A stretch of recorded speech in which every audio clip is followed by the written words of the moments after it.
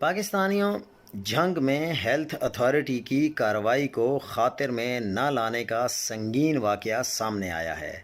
عطائی doctor Qamar, جس کا clinic چک نمبر 259 تحصیل جھنگ میں واقع ہے، اس نے مبینہ طور پر ہیلتھ اتھارٹی کی جانب سے سیل کیا گیا اپنا کلینک خود ہی ڈی سیل کر لیا۔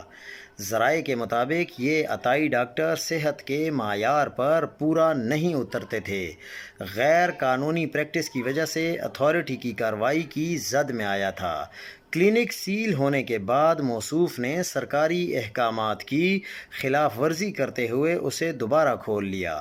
مقامی افراد کے مطابق عطائی ڈاکٹر کا منہ زور رویہ اور اعلیٰ شان فرمان یہ ہے کہ جس سے جو ہوتا ہے وہ کر لے، مجھے کسی کی کوئی پرواہ نہیں ہے۔ یہ جو اس بندے نے یہ بیان دیا ہے، سرکاری اداروں اور قانون کی رٹ کو کھلا چیلنج ہے۔ عوامی حلقوں نے اس غیر قانونی اقدام پر شدید تشویش کا اظہار کیا ہے اور مطالبہ کیا ہے کہ ڈپٹی کمشنر جھنگ علی اکبر بھنڈر اس معاملے کا ذاتی دلچسپی سے نوٹس لیں۔ مطالبہ کیا گیا ہے کہ سرکاری رٹ کو ہر صورت برقرار رکھا جائے اور قانون شکنی کرنے والے کے خلاف سخت ترین قانونی کارروائی کی جائے۔ اس طرح کے اقدامات نہ صرف